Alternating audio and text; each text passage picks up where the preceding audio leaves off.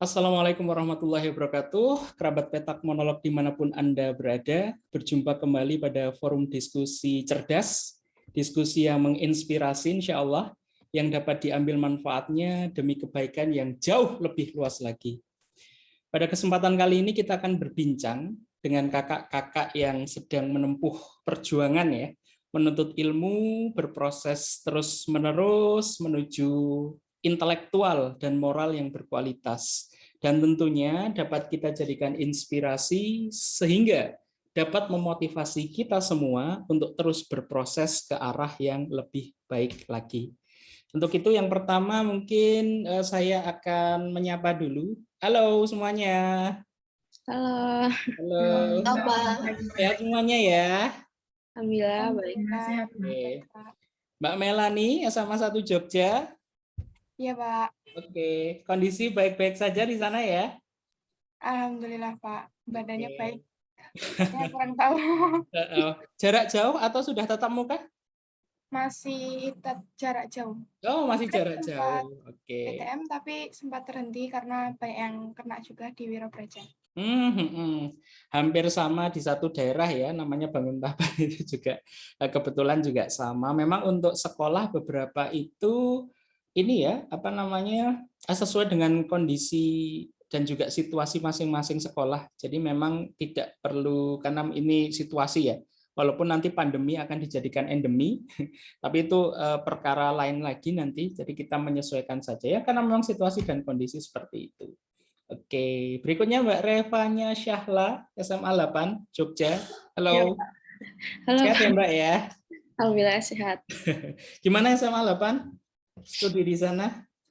Perasaan mungkin? Terus sih sebenarnya, tapi kayak agak culture shock pas SMP ke SMA, pasti kayak tugasnya banyak, lebih banyak. Jadi ini ya Mbak ya, apa namanya, memang masa transisi itu kan biasanya di kelas-kelas awal ya. Dan Mbak Melani, Mbak Andin, Mbak Rahma, kemudian Mbak Regita itu juga mengalami itu, fase-fase semacam itu. Oke, dinikmati saja. Gitu ya. Oke. Mbak Andin, halo. Sama 8 juga ya? Iya, Pak. Oke, gimana? Mungkin ada perasaan lain selain apa yang dirasakan Mbak Revanya dan juga Mbak Melani? Saya dulu tuh malah nggak ekspektasi kalau masuk 8, Pak. Jadi pas masuk 8 rada minder sih, Pak, awalnya. Tapi pas kenal sama teman-teman jadi oh aku juga bisa gitu, Pak, ternyata. Kalau pakai istilah sawang sinawang itu juga bisa diterapkan dalam konsep itu ya. Jadi kesannya kok serem, kesannya kok gimana, tapi ya, ternyata sebenarnya serem tapi ternyata tuh nggak bisa gitu. Mungkin serem dalam artian ini ya, apa namanya, kalau belum masuk itu kan belum, stigmanya itu melihatnya itu sesuatu yang apa ya, berat gitu ya, istilahnya seperti itu. Saya juga bingung untuk mencari diksi yang iya, Pak. agak tepat itu apa. Tapi karena perasaan berkecamuk itu kan wajar ya, manusiawi seperti itu. Oke, ini di SMA 8 juga, Mbak Rahma Alia, SMA 8. Gimana perasaannya, mungkin sama atau beda dengan Mbak Fanya, Mbak Andin? Kurang lebih sama sih Pak, ya awalnya masuk pasti ada culture shock gitu, ya karena tugas banyak, terus di sini teman-temannya itu lebih kompetitif gitu Pak, lebih kelihatan daripada pas SMP, karena mungkin ya tambah jenjang terus ini di kota gitu, dan yang minat juga banyak di SMA 8, jadi lebih kompetitif gitulah Pak teman-temannya. Aura sebelum apa ya, jalur penerimaan semacam zonasi, pemilahan prestasi dan juga kota-kota lain, slotnya, kulturnya masih kuat ya, karena memang dari pendidik, tenaga pendidiknya, tenaga kependidikan, sistem dan kurikulumnya memang sudah didesain seperti itu. Jadi apa namanya, memang dimaklumi ya seperti itu. Oke, yang SMA 8 PJJ atau PTMT sekarang ini? PJJ Pak. PJJ ya. Oke. Memang masih ini ya, Jogja salah satu wilayah yang temuannya itu memang masih cukup tinggi, tapi ketika mendapati hal seperti itu, pertama jelas kita mengelola psikis dulu ya. Jadi apa, jangan panik, kemudian apa namanya ya, dengan kondisi sudah divaksin dan sebagainya paling tidak bisa meminimalisir dampak yang lebih fatal lagi. Ya memang riskan kalau yang ada komorbid ya. Jadi misalkan ada penyakit-penyakit sebelumnya yang memang cukup parah dan kemudian dihentak seperti itu kan cukup berbahaya juga seperti itu. Oke, Mbak Regita Devi, SMTI Jogja. Halo Mbak. Iya Pak Anu. Ya, sehat Mbak? Sehat Pak. Ya. Mungkin ini agak spesial pertanyaannya. Satu kelas itu banyak laki-lakinya atau perempuannya Mbak? Laki-lakinya Pak. Laki-laki. Nah itu memang salah satu kultur yang ada di sekolah menengah, entah itu kejuruan maupun juga teknik gitu ya, industri seperti itu. Oh iya, bagaimana mekanismenya kalau di SMA dan kemudian SMTI Bapak juga lama tidak update, sudah penjurusan dan sebagainya atau belum ya? Salah satu mungkin ada yang mau mengawali, silahkan. Dan mengambil apa sekarang?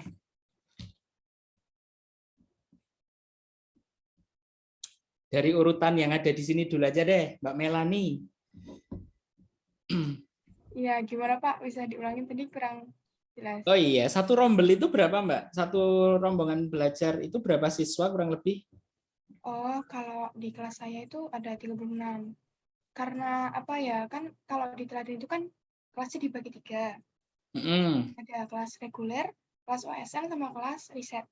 Wow, nah, ya. masih ya? Oke. Nah, kebetulan saya itu disuruh sama orang tua saya buat nyoba tes OSN. Dan akhirnya keterima, alhamdulillahnya. Saya juga kaget. Terus kalau di kelas OSN itu ada 36 siswa. Terus kebanyakan sih ceweknya. Jadi cowoknya cuma 8 kalau di kelas saya itu. Yang lainnya cewek. Jadi kayak pesantren putri. Iya, iya, iya. Oke, nah total siswa satu angkatan berapa Mbak? Kalau tahu? Kurang tahu ya Pak, tapi satu kelas itu 36, ada 9 kelas. Oh, ada 9 kelas. Oke, standar ya sebenarnya. Di beberapa sekolah di wilayah-wilayah tertentu kan memang tidak banyak seperti di Jogja ya. Misalkan di Jawa Tengah juga standarnya 9 seperti itu dan memang berimbang proporsinya biasanya seperti itu. Di era Pak Anung itu ya cuma misalkan satu angkatan itu 7 kelas, kemudian nanti dibagi menjadi untuk persiapan penjurusan sebenarnya itu ya, proporsi tertinggi IPA, kemudian nanti sisanya IPS, dan kemudian bahasa karena peminatannya sedikit itu dipangkas, biasanya seperti itu. Tapi ini kan era sudah berubah ya, ada program juga kebijakan dari sekolah, dan ada juga sekolah-sekolah mungkin yang ada kelas akselerasi ya, ada kelas akselerasi juga, dan itu memang ya sah sebagai sebuah sistem sesuai dengan kebijakan pendidikannya di masing-masing sekolah. Mbak Melani aktif di mana mungkin selain di kelas OSN itu tadi, mencoba skill ekstra dan sebagainya tidak? Kalau saya ikutnya Tonti karena dulu SMP pernah Tonti juga, jadi biar ngelanjutin tapi belum jalan karena ya masih PJJ, jadi belum. Terus saya nyoba ikut organisasi Platina, semacam Satgas Narkoba. Oh, good job. Ya.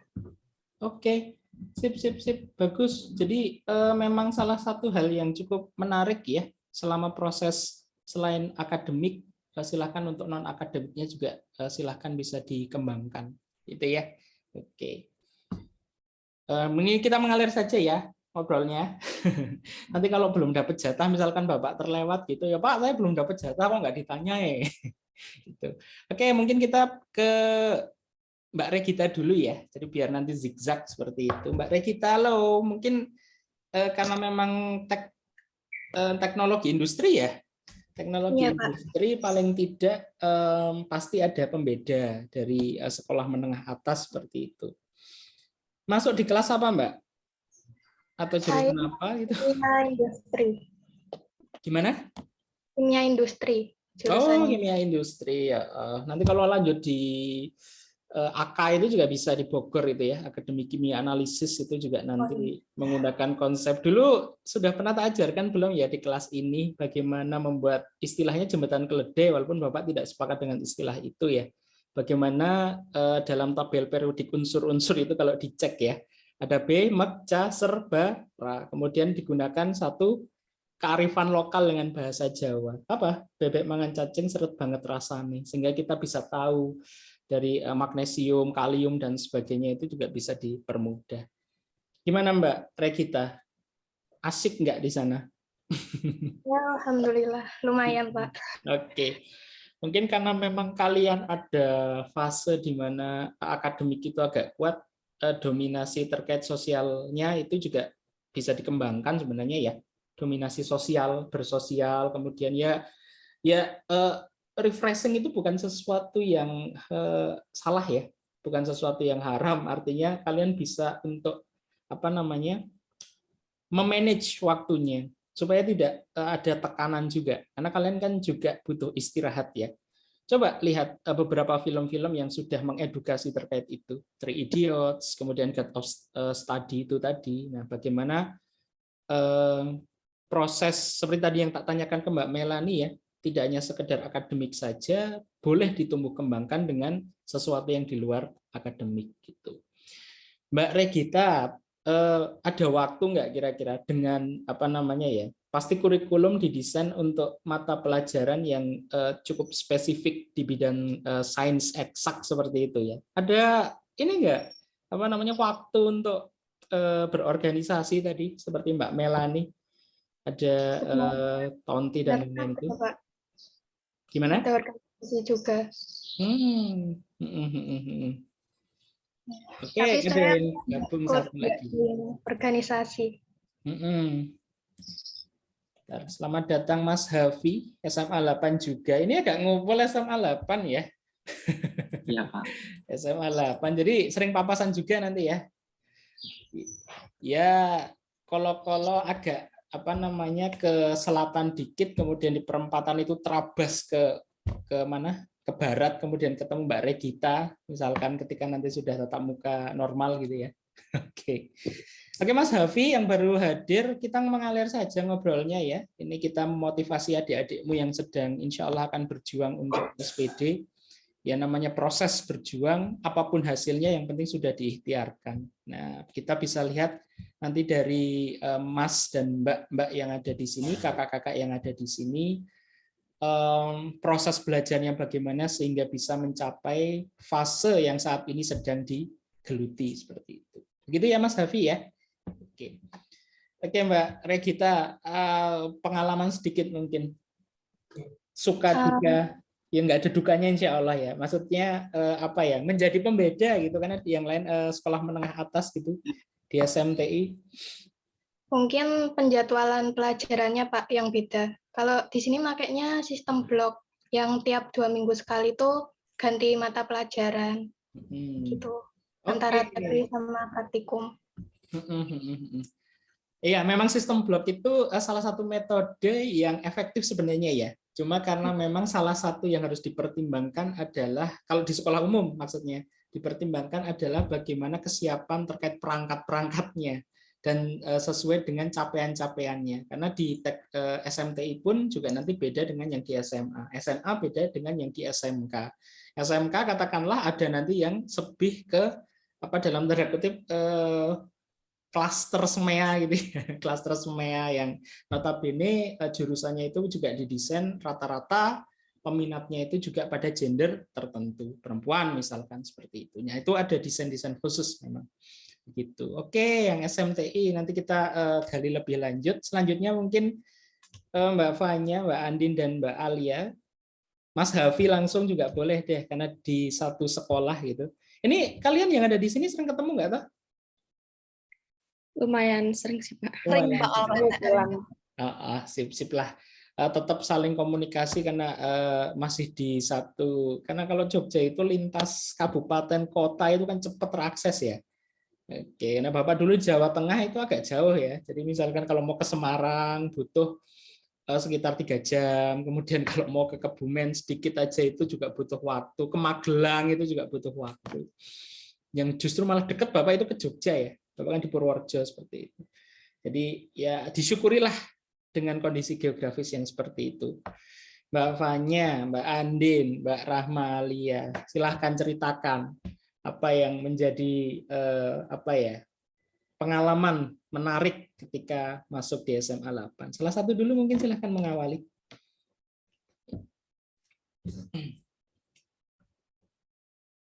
Masih malu-malu. Oke, dari Mbak Andin dulu deh. Andin. Oh ya Pak. Yang namanya cukup familiar ya di televisi itu. Pengalaman menarik tuh ada sih Pak. Sekarang kalau SMA di SMA 8 itu kebanyakan bikin laporan Pak. Jadi latihan soal tuh menurut SMA 8 tuh kayak kurang terlalu diutamain. Jadi banyak laporan gitu loh Pak, menyusun laporan buat kita agar nggak kaget buat besok masuk kuliahnya. Jadi pernah dikasih tugas laporan langsung dua mapel, terus tenggatnya tuh juga nggak terlalu lama. Jadi bener-bener nguras tenaga banget Pak itu pas buat laporan. Kalau di SMA 8 tuh kebanyakan laporan Pak. Latihan soal cuma berapa gitu, 10, biasanya 10, 20 gitu. Nah gitu Pak, banyak laporan. Ada mapel tertentu atau hampir merata? Hampir merata sih Pak, kayak PKN, biologi. Enggak sih Pak, cuma beberapa aja kayaknya. Yang paling banyak tuh biologi, sama PKN, terus apa ya, lupa Pak. Terus kalau misalnya matematika itu kalau gurunya ya banyakkan latihan soal sih Pak, tapi kalau pas ulangan itu tenggatnya suka banget cepet gitu loh Pak. Jadi harus kamu on time jam segini harus selesai, terus harus sudah disubmit gitu. Jadi benar-benar kayak mentalnya kayak rada-rada breakdance sih Pak. Oh, istilahnya bagus tuh ya, breakdance. Oke, cocok ya sebenarnya untuk bisa lihat jungkir baliknya selama prosesnya gitu. Oke, dari Mbak Fanya mungkin atau Mbak Rahma, alias selain apa yang tadi disampaikan oleh Mbak Andin. Breakdance. Sip. Mbak Fanya mungkin? Kalau apa di SMA 8 tuh lebih banyak tugas kayak kelompoknya gitu loh daripada individunya. Dan apalagi aku kan masuknya IPS ya, bukan IPA. Jadi agak beda daripada yang IPA. Terus kayak MTK-nya juga nggak terlalu susah menurut dibanding yang sama yang IPA. Soalnya kan pasti beda kan, lebih dikit kesannya kayak MTK minatnya juga lebih gampang daripada yang IPA. Itu dari perspektif jurusan berbeda ya dengan Mbak Andin. Mbak Andin IPA ya akhirnya ya. Setelah dengan kontemplasi panjang, it's okay. Seluruh bidang atau disiplin ilmu seluruhnya pasti punya value yang baik seluruhnya. Bahkan bahasa sekalipun gitu ya. Oke. Nah sekarang nih Mbak Alia dulu. Rahma Alia. Gimana Mbak? Selain sudut pandang dari Mbak Andin dan juga Mbak Revanya itu tadi.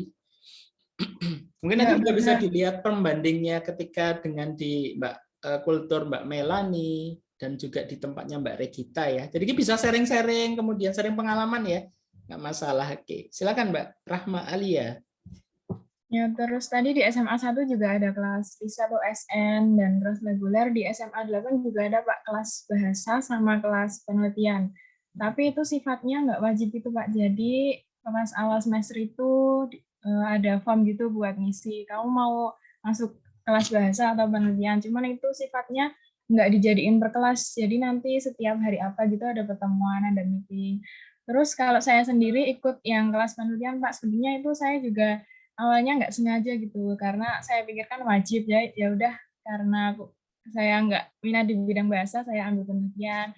Nah pas masuk penelitian sebenarnya juga kaget sih Pak, karena kayak ini baru kelas 10, baru kelas SMA, cuman tugasnya udah kayak mahasiswa gitu Pak, udah disuruh bikin proposal penelitian ini, dan itu macam-macam.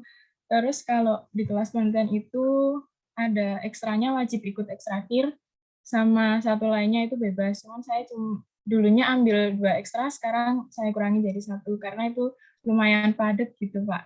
Dan ekstrakir itu juga nanti ada beberapa lomba yang harus diikuti gitu loh Pak. Jadi beda-beda, di kelas penelitian ada, di ekstrakir juga ada, terus untuk mendukung kelas penelitian itu juga ada pelajaran PP namanya pengantar penelitian, itu wajib untuk kelas 10. Itu juga tugasnya udah beda lagi, jadi emang bener-bener banyak tugas di SMA 8 juga, cuman ya enjoy aja sih Pak. Oke. Dari seluruhnya mungkin nanti juga satu pesan dari Pak Anung itu dibikin enjoy saja ya. Karena memang ini fase yang harus dilewati semuanya. Oke. Mas Hafi, halo, sehat ya Mas Hafi ya? Iya Pak. Dari pandangan kawan-kawanmu tadi yang satu sekolah dan juga tadi ada juga dari SMA 1 dan juga SMTI. Mungkin gimana Mas? Hampir setahun ini sudah menjalani fase di sekolah menengah atas. Itu kira-kira apa yang bisa dibagikan ke adik-adikmu? Ya sama sih Pak. Nggak ada, ya ada susahnya, ada gampangnya ya. Jadi kalau misalkan dibandingkan dengan SMP, lebih ini ya Mas ya? Lebih ringan SMP ya? Iya, lebih ringan SMP. Kalau Bapak ingat dulu kan kalian sepertinya memang termasuk padat ya, tapi belum terlalu berat dibandingkan karena kita menggunakan konsep perbandingan gitu ya. Oke, itu. Apalagi Mas Hafi yang bisa dibagikan? Ya mungkin kalau di SMA latihan soalnya agak kurang, maksudnya latihan soal dengan pembahasan. Kalau biasanya latihan soal kadang jarang ada pembahasannya atau gimana gitu. Jadi eksplorasinya lebih kalian ini ya, secara mandiri, kemudian lebih kontekstual, biasanya pembelajarannya kan seperti itu ya. Jadi apa yang ditemukan dalam kehidupan sehari-hari, kan kalian sebenarnya konsep pendidikan itu dibuat sesuai fitrah ya, sesuai fitrah kalian. Jadi diberikan akal, kemudian bagaimana kalian mengeksplorasi, didesain sedemikian rupa sehingga proses pembelajaran itu bisa optimal. It's okay itu. Oke, menarik ya. Aktivitas mungkin Mas Hafi? Oh iya. Saya mau nambahin ya Pak. Buat yang adik kelas yang mau SMA itu kalau ada tugas itu jangan kayak nanti soalnya itu bakal numpuk gitu kan. Terus kalau guru misalnya di SMA 8, kalau kita ngumpulnya cepat, maksudnya misalnya tenggatnya nanti malam jam 8-an. Nah, kita udah ngumpulnya tuh pas jam pelajarannya gurunya itu gurunya bakal seneng banget, Pak. Jadi kayak gimana ya, Pak? Jadi ikutan seneng juga. Jadi buat adik-adik kelas jangan menunda-nunda tugas, soalnya kalau tugas ditumpuk itu bakal jadi susah-susah untuk kita nyelesain juga, kayak ini kok susah banget sih, tapi kalau kita langsung ngerjain tuh bakal gampang gitu. Dan guru yang udah ngasih tugas tuh bakal senang juga sama kita, jadi kayak hafal sama kita juga gitu Pak. Gitu ya. Sih Pak. Sip. Bagus, itu salah satu pesan yang cukup baik ya, karena memang kalau Bapak sebagai seorang pendidik itu juga dilihat dari psikis gurunya ketika melihat peserta didik kemudian punya kecenderungan untuk bisa kooperatif ya, dalam artian kooperatif, bisa memberikan satu hasil penugasan dari tenggat waktu yang tidak pas-pas banget, mepet banget, kemudian berjenjang, kemudian sesuai momentum seperti tadi yang disampaikan Mbak Andin ya, ketika saat pelaksanaan atau pelajaran Bapak Ibu guru itu memang betul-betul akan menjadi satu apresiasi tersendiri ya. Jadi Bapak juga merasakan itu adik-adik semua, oke, anak-anak semua itu itu sangat penting. Jadi manajemen untuk bagaimana mengoptimalkan psikis. Seperti Bapak pesankan ke anak-anak, mungkin kalian masih ingat atau beberapa sudah lupa, yang sekarang juga, bahwa silakan kalian kerjakan, apapun hasilnya tetap akan mendapat apresiasi. Jelas itu. Kalaupun masih kurang tepat, nanti akan dibenarkan. Nah, itu kan salah satu fase untuk bagaimana mengapresiasi. Jadi jangan takut.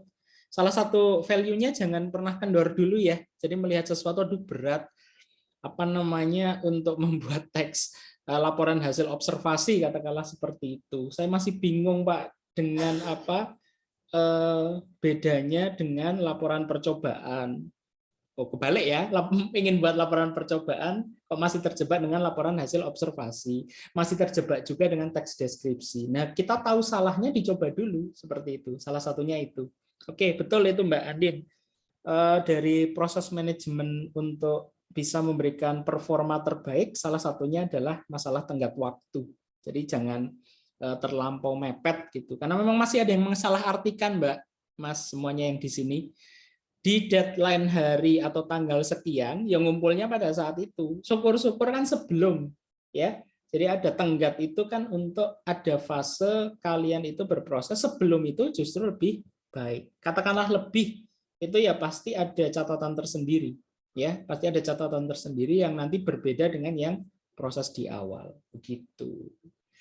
Oke ya. Itu luar biasa. Mungkin ada yang mau berbagi lagi kira-kira pengalaman apa yang akan dibagikan ke adik-adikmu itu. Oke, mungkin Bapak komentari sedikit tadi ya yang terkait apa banyak laporan dan sebagainya. Memang ini kurikulum kita itu apa ya? Memunculkan potensi untuk berbeda jauh daripada kurikulum di era mungkin Bapak ketika sekolah menengah pertama, atas, kemudian bahkan strata 1 dan sebagainya itu.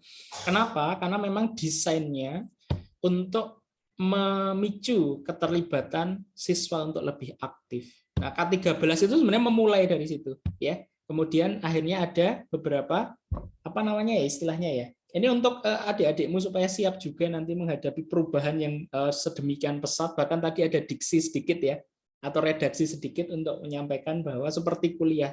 Memang fasenya sudah di tataran itu. 2007 atau 2008 itu sebenarnya sudah ada wacana. Beberapa sekolah menengah atas akan didesain yang nanti akan jadi prototipe. Nah, jadi kurikulum prototipe itu akan terterapkan. Itu melewati fase bertahun-tahun yang cukup panjang. Ya. Di sekolah Bapak dulu itu akan diterapkan model SKS dulu, sistem kredit semester. Hampir, tapi memang kondisi lapangan belum memungkinkan. Nah, Bapak baru menemukan itu ketika menempuh di perguruan tinggi. Nah, sama ketika kalian ada redaksi masalah, oh kok sama atau hampir mirip seperti kuliah, memang ada desain yang dibuat seperti itu. Berpikir saintifik, membuat laporan, bagaimana sistematika, tata tulis, kalian mau jadi dokter, mau jadi pengacara, mau jadi hakim, ingin jadi akuntan gitu ya, akan menjadi seorang arsitektur. Tata tulis kaidah karya ilmiahnya, basis saintifiknya itu juga harus kuat, seperti tadi disampaikan, ya kan? KIR, tadi kan ya Mbak Rahmalia ada tentang karya ilmiah, bagaimana potensi basis intelektualitas saintifiknya juga harus kuat. Bapak di bahasa harus mampu untuk membuat, misalkan ya ini contoh saja, membuat bagaimana metodologi penelitian juga diterapkan. Apakah itu kuantitatif, angka ya, atau kualitatif, deskripsi dan sebagainya, alurnya sama.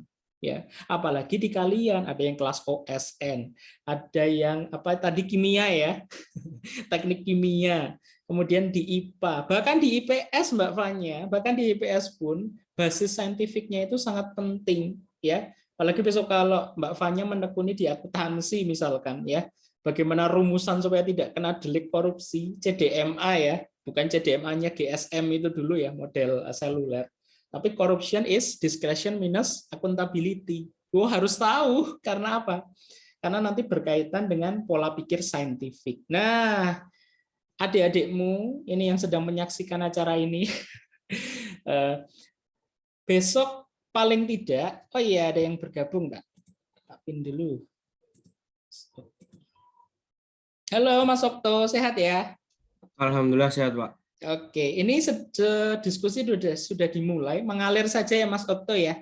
Jadi Baik, nanti Pak. berbagi pengalaman apa yang dirasakan dan kalaupun ada sesuatu yang mengganjal, tidak nyaman, duka itu manusiawi ya. Tapi nanti kita mungkin eksplorasi ke sesuatu yang menarik, sesuatu yang apa sukanya gitu, seperti itu. Apa? Berat dengan tugas, excited dengan apa laporan dan sebagainya itu bukan duka ya, itu adalah sesuatu yang menakjubkan, betul nggak? Itu, oh ya ada loh konsep seperti ini, oh ya baru loh ya, tertantang. Apa yang terjadi? Ada nalar tanggung jawab, kejujuran dan sebagainya, karakter-karakter yang bisa gali. Oke, kita kembali ke tadi ya, basis karya ilmiah itu penting nak, memang betul.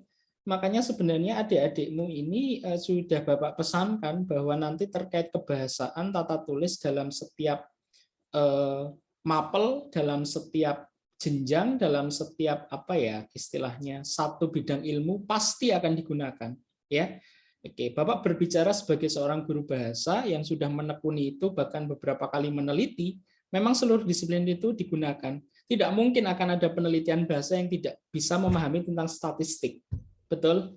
Tidak mungkin ada terkait statistik atau angka yang terkait dengan bagaimana menarasikan dalam konteks bahasa dan semuanya akan terkait ya. Mbak Regita akan melaporkan ya katakanlah bagaimana unsur dan senyawa dalam satu satu molekul katakanlah seperti itu bisa dikaji dengan menggunakan narasi. Kenapa? Karena laporan, nah diksi laporan tadi itu kan tujuannya adalah untuk bagaimana seorang guru itu bisa melihat capaian kalian dalam berproses. Itu kan poinnya kan seperti itu. Begitu ya. Oke, sama dengan misalkan kita mengkaji tentang pengetahuan baru dalam sejarah. Ini yang OSN, ini yang di kimia misalkan seperti itu juga bisa mengkaji sejarah. Siapa itu penemu atom? Di buku-buku satu fisik itu John Dalton. Oke, John Dalton. Tapi apakah ada referensi yang selain John Dalton? Bisa digali, ya kan? Jadi nalar saintifiknya itu akan muncul. Mbak Rahmalia mencetuskan teori baru, katakanlah referensi baru, boleh dimunculkan di situ dalam karya ilmiah remaja. Misalkan akan mengkaji masalah atom itu kan ternyata sudah ditemukan dulu oleh Jabar bin Hayat. Jabar bin Hayat, gitu kan ya? Apa awalnya menemukan? Melihat dalil dalam sebuah Al-Quran, ya kan? Kemudian dicek tuh pada kala itu jatuhlah meteor ya, pecahan-pecahan meteor, kemudian diteliti, kemudian dicek bagaimana molekulnya itu, kemudian ya dicek lah unsur-unsurnya bagaimana dan sebagainya, gitu kan ya, itu baru ditemukan. Kemudian apa yang terjadi di situ? Ada isotop, isoton dan sebagainya yang ternyata angkanya itu merujuk ke surat dan ayat yang ada di dalam Al-Quran. Nah, itu pengetahuan baru. Makanya konsep laporan, kir, saintifik, dan sebagainya itu memunculkan kalian dari aspek mengagumi sampai memberi. Nah, apa yang ingin Bapak sampaikan? Dalam sekolah menengah atas, sekolah menengah pertama, bahkan sekolah dasar, sampai nanti jenjang-jenjang S1, S2, dan S3, yang dipelajari oleh kalian dan adik-adikmu adalah tentang intelektual dan juga nanti kembali ke moral seperti itu, kurang lebihnya begitu, gitu ya. Oke, Mas Okto mungkin ada yang mau dibagikan. Tadi teman-temanmu sudah menyampaikan tentang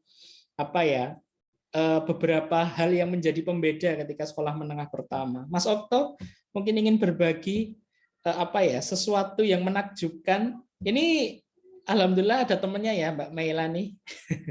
Sama-sama dari SMA 1 Jogja. Ini yang masih sendiri Mbak Regita. Kalau perlu ini Mbak Regita nanti ada forum khusus untuk bisa menarik adik-adikmu juga di SMTI itu juga bisa nanti. Gitu ya. Oke, di statement akhir nanti bisa pesan-pesan dan sebagainya. Oke, Mas Okto dulu mungkin.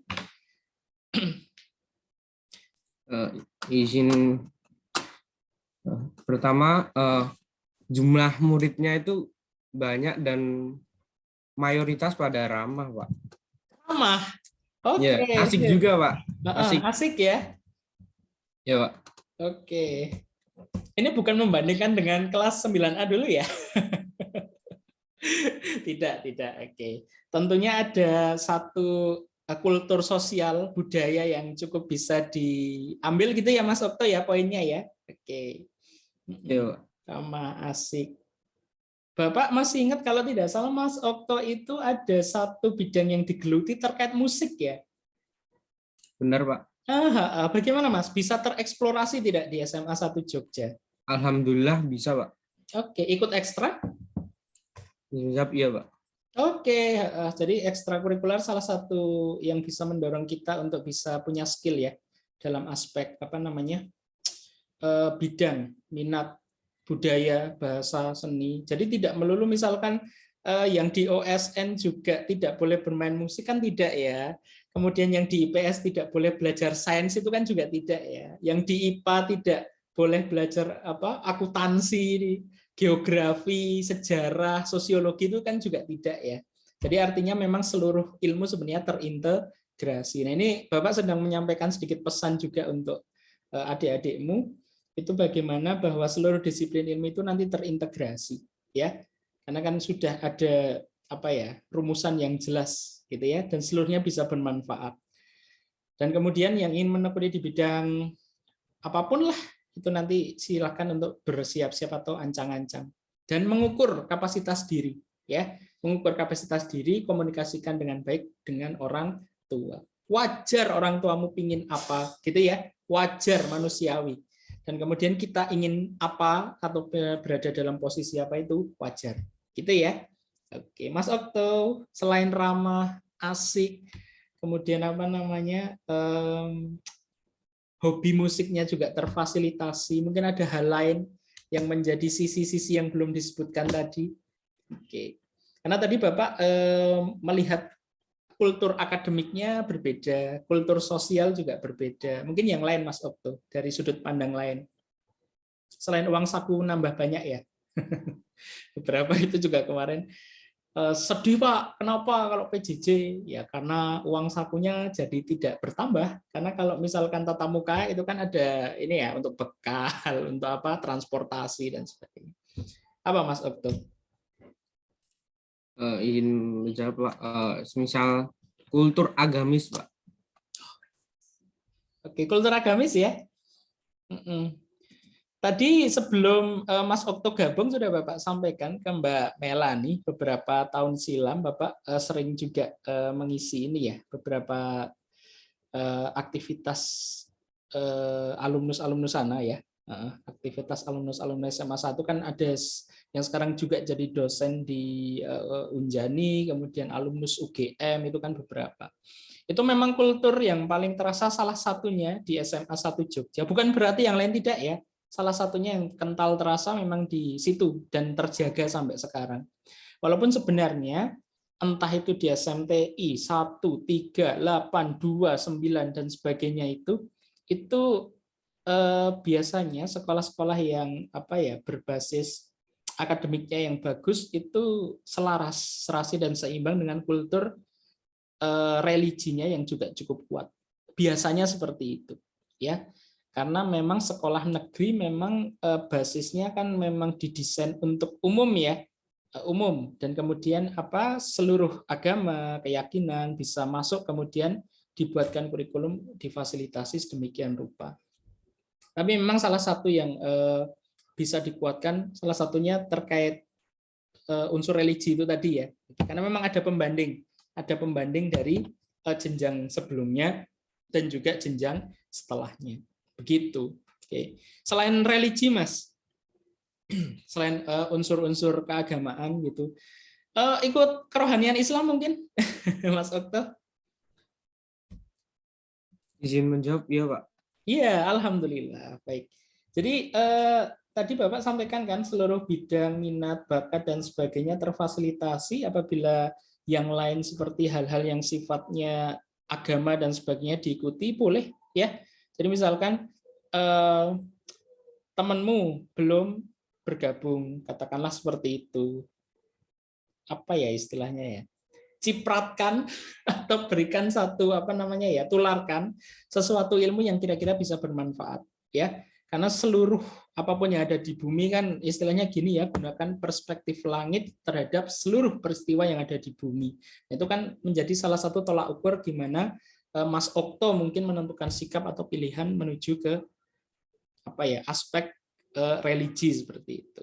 Atau ada alasan lain Mas Okto tertarik dalam hal seperti itu?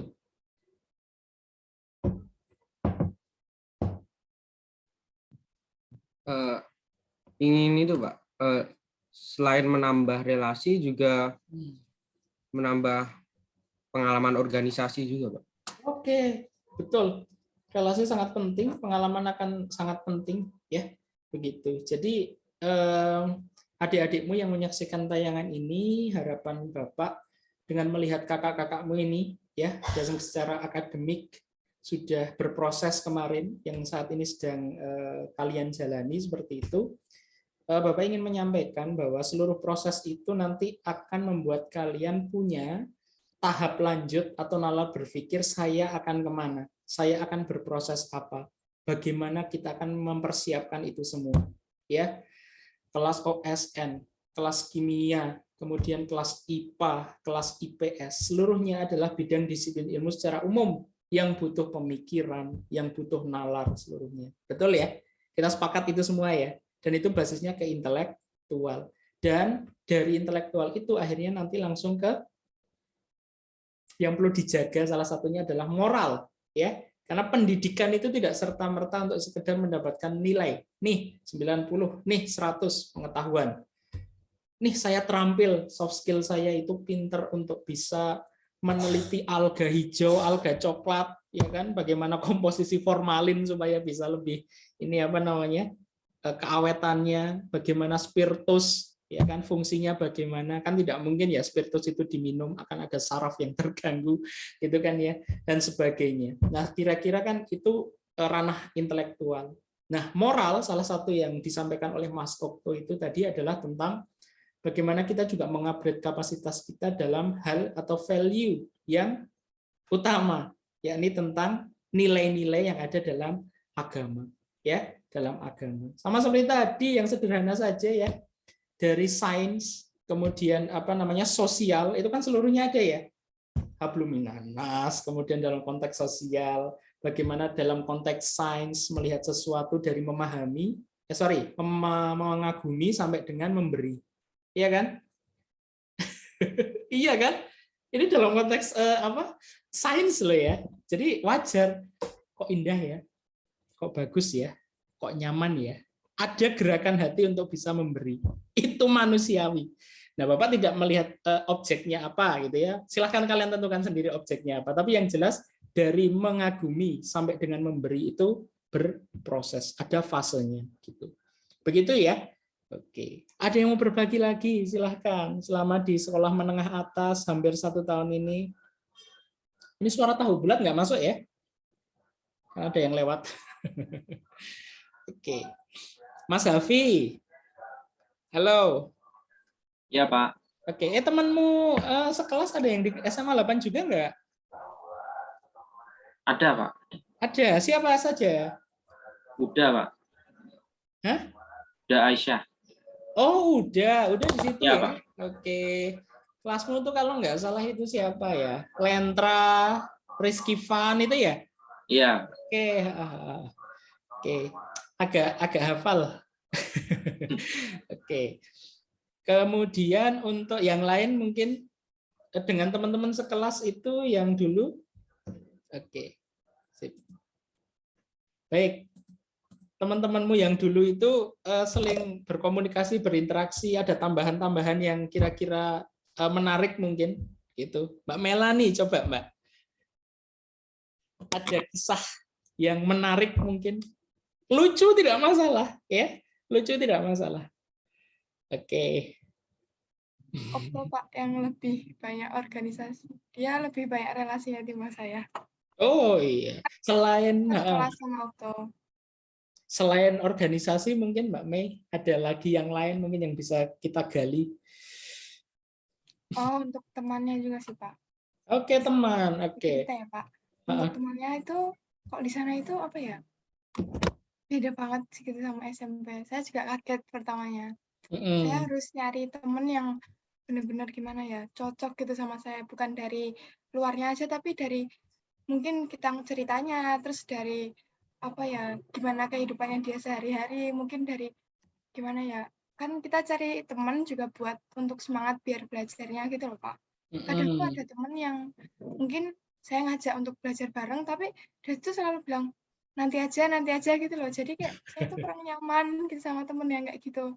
Walaupun saya kira tuh di teladan tuh juga orang yang rajin-rajin, kayak gimana ya, beda gitu loh sama saya. Ternyata ada yang lebih malas daripada saya. Oke, karena memang ini ya biasanya kondisi psikis dengan beragam karakter ya berbeda-beda. Mungkin sama seperti ketika kalian masuk dari SD ke, ya Allah kalian itu kan SD itu masih lucu banget ya, itu ada beberapa dokumentasinya itu gemes banget. Jadi kalian itu dari SD menuju ke SMP itu kan ada masa transisi ya, dan mungkin secara psikis kalian masih enjoy. Nah, ketika kelas 7, 8, 9 kemudian mengalami fase proses pendewasaan gitu ya Mbak Mei ya.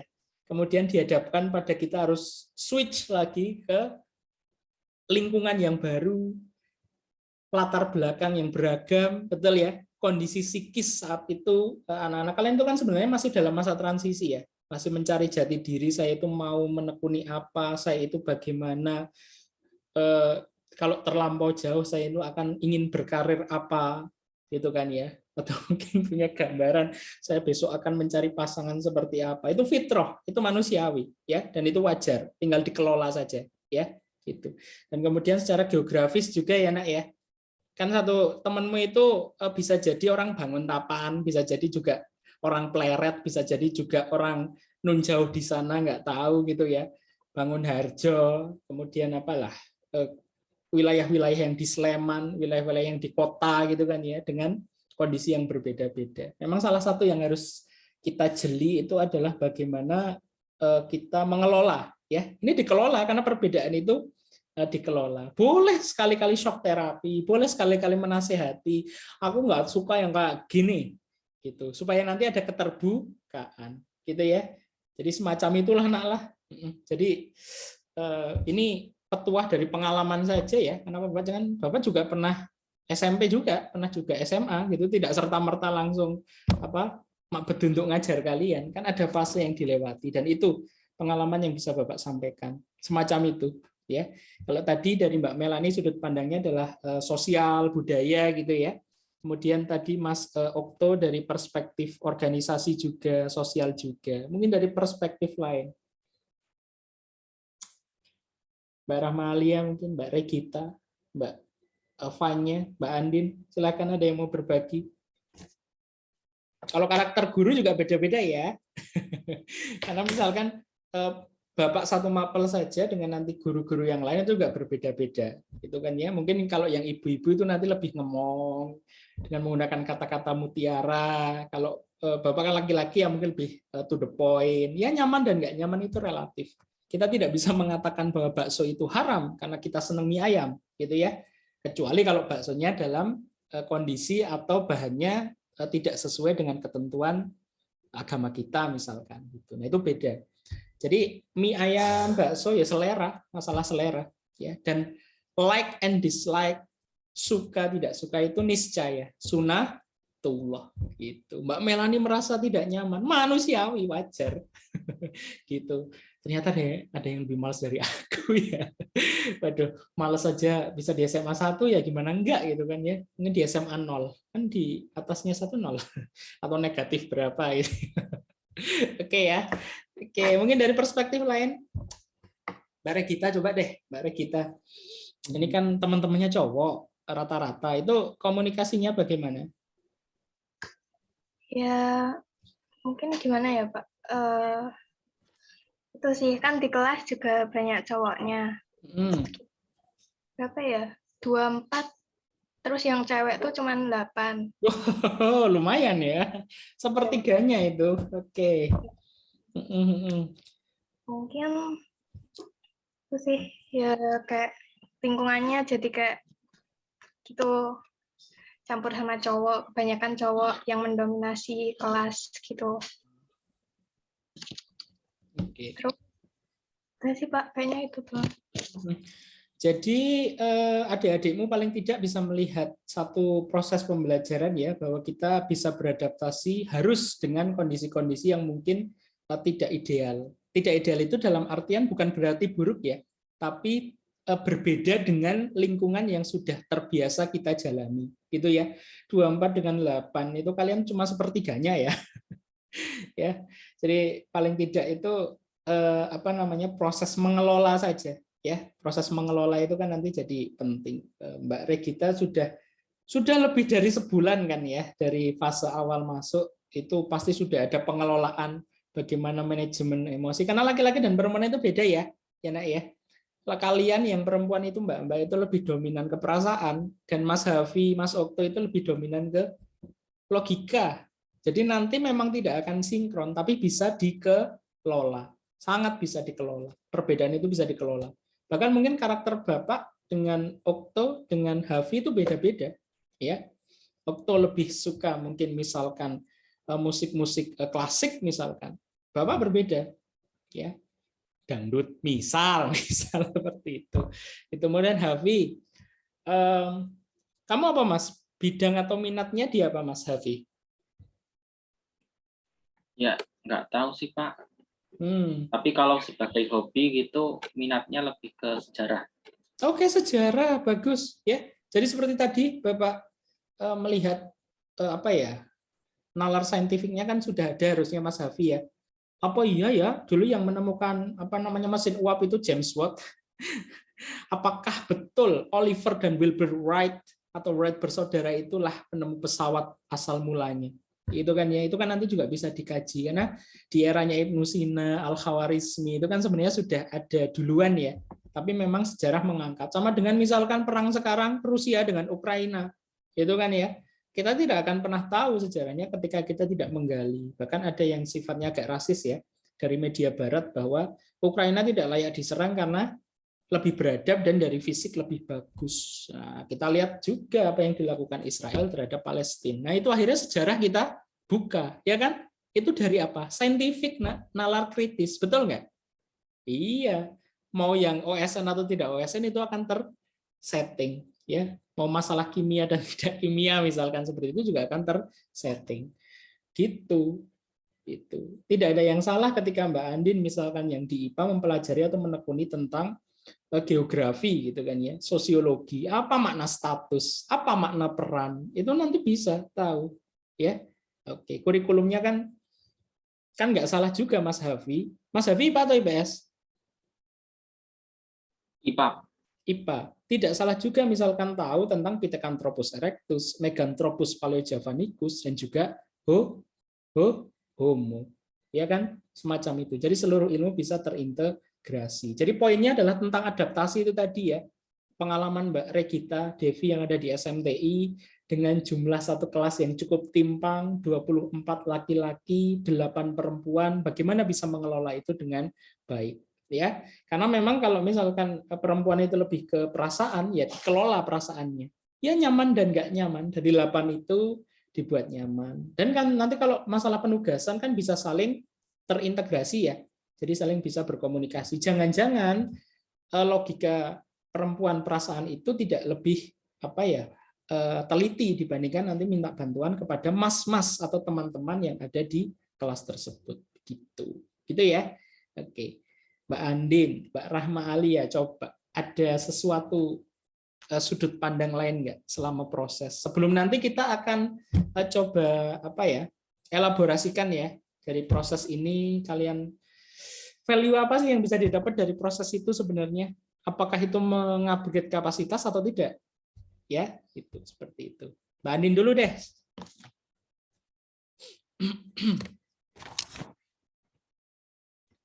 Selain ini Mbak, mungkin selain apa namanya, selain di akademik apa namanya tadi Bapak belum mengeksplorasi lebih jauh, pengalaman selain akademik kira-kira mengikuti aktivitas apa? Musik juga mungkin atau olahraga mungkin? Kalau saya itu ikut organisasi OSIS Pak. Oke, organisasi siswa intrasekolah ya. Oke. Nah, di OSIS itu kan sebelum sebelum menyusun proker itu biasanya dikasih bimbingan dulu kayak apa ya Pak, pelatihan kepemimpinan itu loh Pak. Workshop ya, upgrading semacam itu ya. Nah itu juga bisa melatih karakter diri saya juga Pak. Kalau di SMA 8 itu fokusnya di lingkungan, terus apa ya?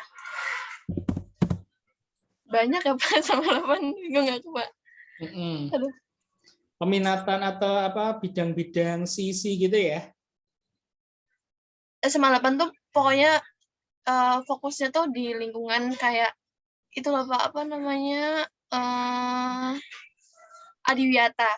Nah, itu kemarin saya kan di OSIS yang bagian lingkungan. Jadi kalau di SMA 8 fokusnya kayak menanam-nanam hidroponik, terus menanam tanaman gitu. Ya gitu-gitu, Pak. Terus teman-temannya di SMA 8 tuh toleransinya kayak erat banget gitu loh, Pak. Jadi antara agama satu sama agama lain tuh nggak kelihatan, Pak. Jadi ya nyatu aja gitu, Pak. Nggak ada pembedanya, sama aja. Dan kan di SMP dulu mesti cowoknya banyak yang rada-rada kurang ambis gitu kan, Pak. Tapi kalau di SMA 8 itu cowoknya tuh ambis-ambis semua, Pak. Jadi saya cukup kaget, kok ada ya cowok yang rajin banget kayak ini gitu. Jadi kayak kaget gitu, Pak, juga, Pak, di SMA 8. Udah sih, Pak. Mbak Rahma dulu mungkin akan menambahkan, aktivis juga sepertinya ini ya. Ya Pak, sama seperti Andin, saya juga kebetulan sekelas sama Andin sekarang. Saya juga ikut OSIS. Nah, bedanya kan terlihat sekali ya Pak, kalau di SMP itu mungkin semua anggota OSIS mungkin kalau ada event itu mengurusi semua. Jadi kalau di SMA kan ada sisi sekarang, jadi lebih fokusnya ada bidangnya masing-masing gitu Pak. Ada 10 sih kalau di SMA sekarang. Nah, kebetulan saya juga masuk ke lingkungan juga iya, cuman ke sosial gitu loh, Pak. Nah, SMA 8 sendiri mungkin terkenal dengan sekolah event juga, Pak. Cuman sampai sekarang, karena kondisinya masih seperti saat ini, belum masih sedikit yang berjalan. Mungkin event internal yang berjalan, kalau eksternal yang kayak besar-besar gitu, belum berjalan sih, Pak. Belum kayak SMA 3 sekarang juga banyak yang udah ada event gitu, event-event besar. Untuk SMA 8 sendiri belum. Terus saya juga kemarin ada Dewan Ambalan, Pak. Cuman itu baru open recruitment, baru pendaftaran. Ada apa? Dewan Ambalan, Pramuka. Oh, Dewan Ambalan. Oke. Sip, Pak. Terus jadi juga poinnya memang berorganisasi ya. Ya, Mbak Rama. Ya, karena ya menurut saya kalau belajar tuh kayak nggak harus yang akademik itu loh Pak. Yang IPA matematika itu mungkin ya pelajarannya itu formal ya. Semua orang bisa dapat dari YouTube, mungkin kita bisa belajar walaupun kita nggak sekolah, cuman pelajaran kayak gitu untuk era saat ini mudah didapatkan Pak. Tapi untuk belajar sosial itu menurut saya yang memang benar-benar harus kita kita harus ada dalam diri kita gitu loh Pak untuk saat ini. Karena pada akhirnya kan besok kita juga akan ke lingkungan sosial gitu loh Pak. Jadi ya nggak harus pelajaran serta-merta tentang matematika, IPA, IPS seperti itu. Jadi pelajaran yang di lingkungan sosial lah Pak, kita harus mengasah soft skill kita untuk besok bersosialisasi di masa depan, kita bekerja juga berkomunikasi dengan orang banyak, interaksi dengan orang banyak seperti itu. Sip. Poin penting terkait organisasi ya. Jadi salah satu hal yang cukup bisa mengelola atau berprestasi tidak hanya dalam akademik tapi juga bisa non akademik. Karena life skill itu nanti ditumbuhkan ya. Jadi bagaimana kecakapan hidup itu dalam salah satunya adalah berorganisasi. Jadi nanti tidak gumunan, tidak bingungan. Kalau seperti ini bagaimana? Oh, ada solusinya, analisis SWOT-nya gitu kan ya. Bagaimana kekuatannya, potensinya, kelemahannya bagaimana, peluangnya bagaimana, lalu treat-nya. Gitu kan ya. Itu kan nanti akan tertempa dalam proses organisasi. Bahwa mencermati sedikit terkait lingkungan tadi ya. Kalau kita mengkaji tentang environmental ethic gitu ya, bagaimana mengkaji sebuah lingkungan, itu nanti juga akan terintegrasi dengan bagaimana mengelola sebuah isu. Gitu kan ya, mengelola isu, nalarnya akan masuk seperti itu. Nah, salah satunya kan misalkan kita akan mengkaji tentang mengapa pohon besar di alun-alun itu tidak boleh ditebang. Kan masih ada yang beranggapan terkait mistis, terkait sesuatu yang sakral, sesuatu yang ada asumsi, ada gerakan atau tindak lanjut dari itu. Tapi secara saintifik bisa dikaji, ya. Kalau nalar organisasinya bagus, mereka akan punya manajemen konsep yang bagus juga. Salah satunya di situ. Apa yang bisa dikaji? Iya, tanah di alun-alun itu kan cukup lapang ya. Cukup lapang dan kemudian ketika curah hujan tinggi apa yang terjadi? Ini yang anak-anak KIR, anak-anak OSN, kimia mungkin juga bisa dijelaskan. Bila curah hujannya tinggi kan butuh satu media atau sarana yang bisa untuk menyerap air. Betul ya? Nah, yang bisa dilakukan atau yang bisa ada itu adalah salah satunya ya pohon besar itu. Ya, jadi secara goib dan sebagainya itu kan sebenarnya bisa dijelaskan secara ilmiah. Nah, ini pentingnya kita berilmu, ya. Salah satunya kan di situ.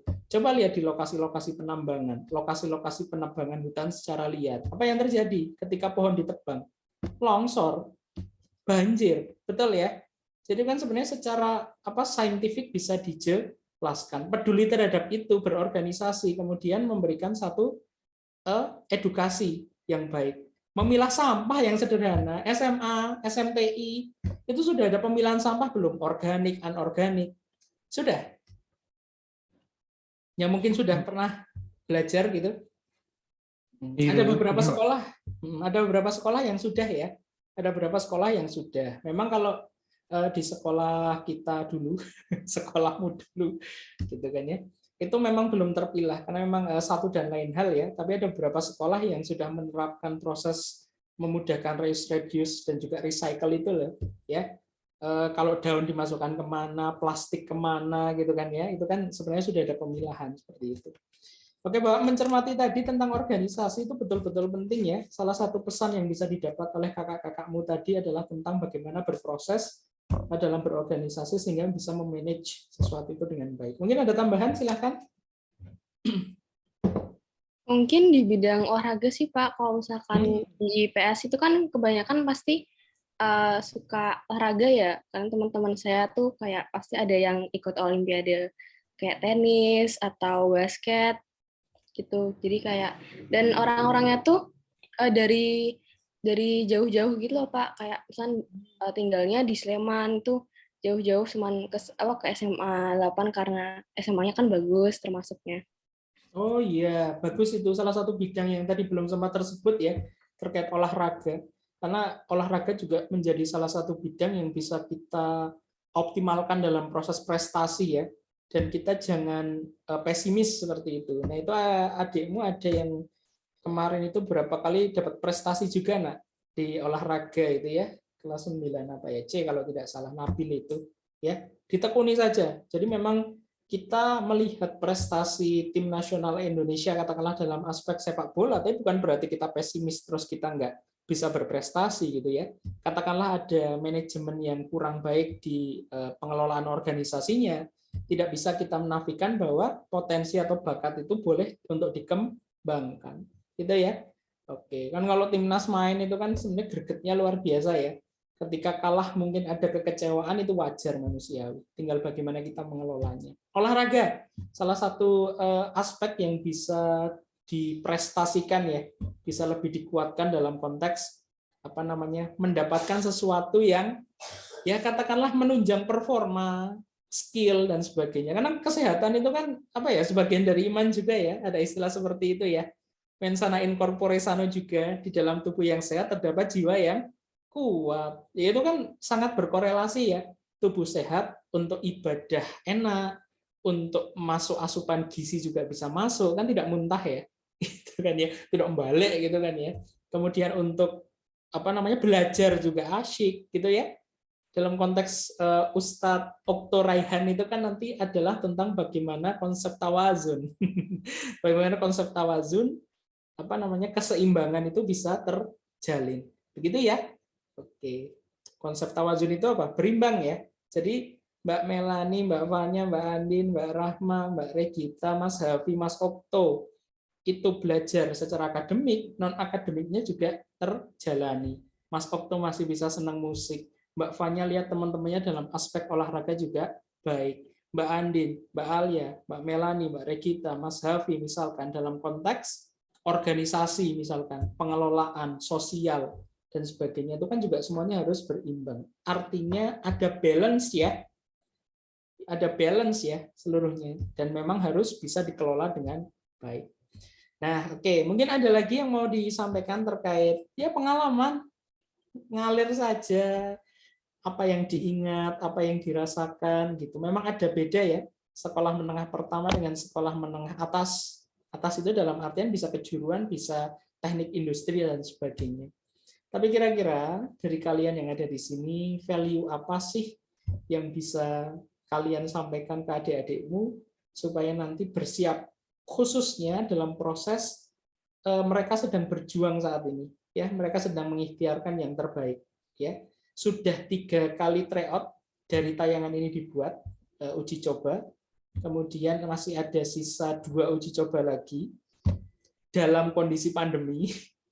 Yang terkonfirmasi positif juga ada seperti itu. Mungkin ada nggak dari kakak-kakak yang ada di sini? Kakak-kakak ya, biar agak egaliter, ada apa ya, kesetaraan gitu ya. Itu mungkin ada pesan-pesan, mungkin silahkan. Ada yang mau duluan mungkin. Dek, jangan baperan. Iya, menyampaikan Pak. Pertama yang terkait kalau semisal rumah jauh. Nah, di SMA 1 itu depan sekolahnya itu udah ada kos gitu, Pak. Sehingga siswa-siswa bisa yang rumahnya jauh bisa ngekos biar dekat sama sekolah, Pak. Oke, ada proses melatih kemandirian juga ya. Jadi ada salah satu usaha sejak dini, ya, sejak dini maksudnya. Jadi melatih kemandirian mungkin di rumah bisa gitu ya, tapi juga maksudnya ketika tidak ada atau berjarak dengan orang tua kan jauh lebih apa ya, optimal gitu proses melatih dirinya. Oke, salah satunya itu. Jadi ya, kakak-kakak kamu berpesan jangan hanya karena jarak rumah jauh kita tidak memperjuangkan misalkan kita pingin di mana. Itu poin ya. Itu poin bisa kita lakukan. Ya jauh tidak masalah ya. Itu pun juga kalian masih dalam lingkup provinsi DIY yang notabene perwilayahannya itu masih ya terjangkau lah ya. Dalam artian terjangkau tidak sama atau berbeda dengan provinsi lain. Kan Jogja tetap istimewa. Malioboro-nya juga sudah berubah ya. Jadi teras 1, 2 mungkin kalian yang sudah pernah ke sana itu bisa dilihat itu. Itu hubungannya apa Pak dengan keistimewaan? Ya tadi implikasi dari bersyukurlah di Yogyakarta karena misalkan jauh ingin mendapatkan sekolah favorit ada fasilitas namanya kos gitu ya. Gitu. Ya, konsep kos biasanya itu kan 1 kamar ya, bisa kamar mandi di luar, bisa kamar mandi di dalam. Ya, kalau kamar mandi di dalam, tapi jangan tidurnya di luar. Jadi maksudnya adalah bagaimana konsep-konsep itu bisa disampaikan. Oke, terima kasih Mas Kopto. Mau nambahin Pak? Ya silahkan Mbak, nggak apa-apa, langsung aja. Buat adik-adiknya. Pokoknya kalau misalkan pas lagi ngejain tryout terus dapat nilainya jelek, itu jangan minder sama temen gitu loh. Karena apa, nilainya tuh nggak mesti kalian dapatnya cuma segitu gitu, kalian bisa dapatnya lebih tinggi lagi. Dan tryout juga nggak matokin kalian tuh bakalan dapat nilai segitu pas besok SPD. Jadi kayak yang penting dipelajarin ulang-ulang aja, kayak soal-soal tryoutnya pasti bakalan keluar pas SPD. Ya, sip. Itu betul sekali. Baik, yang menyaksikan tayangan ini, silakan diperhatikan bahwa setiap proses itu justru untuk menuju ke arah yang lebih baik ya. Dan kemudian jangan cepat merasa puas, bisa ya. Poinnya seperti itu. Terus kemudian jangan baper. Aduh, saya kok cuma dapat 90. Kok teman saya 97,5, misalkan seperti itu. Ya, dioptimalkan. Masih lemah di materi apa, pemetaannya apa. Kemudian nanti di bawah ini ada ini ya, strategi belajar dari kakak-kakakmu yang ada di sini. Itu sudah pernah dalam bentuk vlog ya, dalam bentuk vlog sederhana, itu menarik sekali. Walaupun ada beberapa musik yang harus diubah ya, karena kena ini copyright gitu ya. Oke, jadi yang menyaksikan tayangan ini silakan dicermati dengan baik bagaimana strategi belajar dan proses belajar yang kakak-kakakmu ini jalani. Dan semuanya tidak instan, betul ya? Mendapatkan label misalkan atau mendapatkan pakaian dengan tulisan SMA 1, 8, SMTI seperti itu kan juga butuh proses perjuangan yang tidak mudah itu. Oke, Mbak Fanya terima kasih. Jangan baperan dan juga jangan cepat merasa puas, itu poin penting. Yang lain nah, ini adik-adikmu butuh banget, betul-betul butuh banget satu apa ya, pantikan semangat karena ini menjadi salah satu faktor penting dalam keberhasilan ya. Karena bisa jadi ada orang yang apa ya, tipikal orang yang dia itu bisa tenang selama proses tryout, mengelola, tapi ketika hari H banyak sekali faktor X, betul ya. Tidak sadar ternyata hari Sabtu itu ternyata jajan, kepedesan, apa yang terjadi? Ahadnya diare, Seninnya masih ada, kan bisa jadi tidak nyaman di situ. Nah, kemudian ada yang demam panggung ya, istilah demam panggung itu adalah istilah untuk menyampaikan bahwa ketika muncul atau tampil pada sesuatu yang seharusnya seperti itu, tapi ternyata mengalami ketidakoptimalan. Gitu. Mungkin yang lain. Nah, tadi poinnya penting. Kemandirian, jangan baper, jangan cepat puas. Yang lain mungkin dari aspek-aspek lain yang kira-kira bisa dibagikan ke adik-adikmu. Izin menambahi, Pak. Gimana Mbak Rahma? Izin menambahi, kalau untuk saya, dari sekarang itu mulai pasang target aja Pak, mau ke SMA mana gitu. Terus kita juga harus cari tahu, misalnya mau ke SMA 1, ke SMA 3, itu kita banyak membaca aja sih Pak